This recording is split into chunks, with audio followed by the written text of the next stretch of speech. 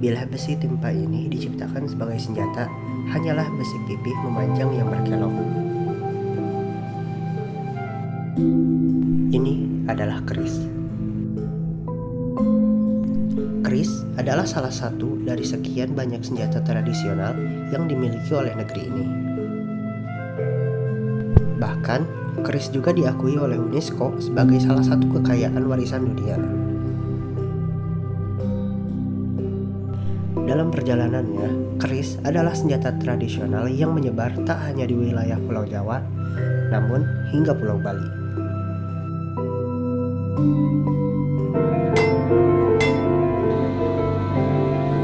Jadi sebelum kami memulai, kami ada upacara kecil mendoakan bahan dan memohon restu pada Tuhan agar proses pengkaryaan ini bisa berjalan lancar.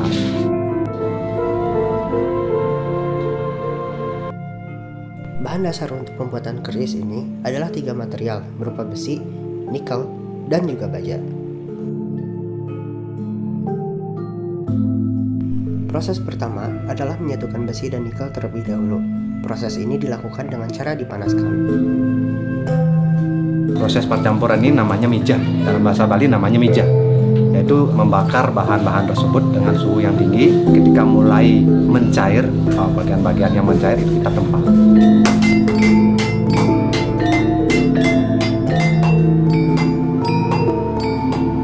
Setelah itu dilakukan proses pelipatan, melipat-lipat lagi sesuai dengan jumlah lipatan yang diinginkan.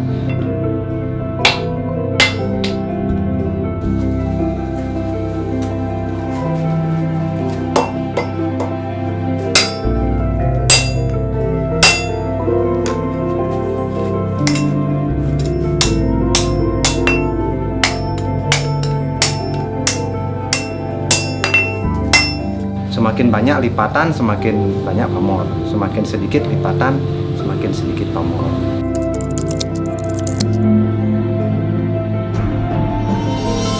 Nah, ini motif-motif ini, yang putih ini maksudnya ya. Ini namanya pamor. Pamor ini keluar dari percampuran besi dengan nikel tadi. Nah, semakin banyak lipatan, maka corak pamor ini semakin banyak. Semakin sedikit jumlah lipatan, maka corak pamor pun semakin sedikit.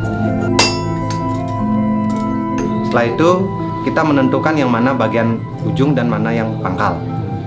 Dalam bahasa istilah di Bali itu namanya ngetekung. Jadi sudah jelas yang mana pangkal, yang mana ujung. Setelah campuran besi, nikel, dan baja bersatu, keris pun masuk ke proses pembentukan yang ditempa dari samping. Hal ini dilakukan supaya keris bisa berbentuk unik dengan ciri khasnya yang bergelombang.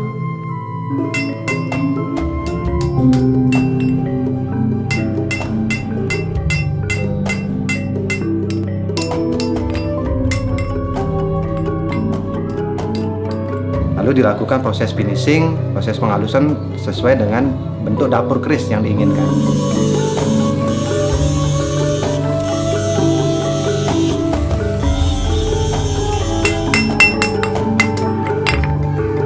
Makanya keris bisa berharga puluhan hingga ratusan juta tergantung dari material dan desain keris itu sendiri. Yang masuk ke handle ini namanya pesi. Antara gonjo dengan pesi ini, kalau filosofisnya ini adalah ayah dan ibu, bapak dan ibu. Jadi pertemuan bapak dan ibu itu menghasilkan kehidupan. Jadi dengan demikian kita bisa mengarungi kehidupan. Di dalam keris itu ada bilah yang tajam di bagian kanan, bagian kirinya ini berlekak-lekuk. Ini ibaratnya ruwa bineda dalam bahasa Balinya. Dalam kepercayaan kami, ruwa bineda adalah dua hal yang selalu bertentangan, baik dan buruk, hitam dan putih, siang dan malam. Ini selalu menyertai kehidupan kita. Sampai pada akhirnya kita menuju pada ujung tujuan kehidupan kita. Ujung ini adalah tujuan kehidupan kita, yang di atasnya adalah hampa. Hampa ini adalah kosong, kosong adalah Tuhan. Jadi apapun perjalanan kita, kemanapun jalan kita, yang kita tuju adalah Tuhan. Begitulah filosofis keris yang diberikan kepada kita oleh leluhur secara tersirat dalam karya seni ini. Jadi luar biasa, keris itu bukan hanya semata-mata benda tajam kayak pisau, bukan, tetapi merupakan karya seni yang syarat dengan nilai-nilai adiluhung dan budi pekerti.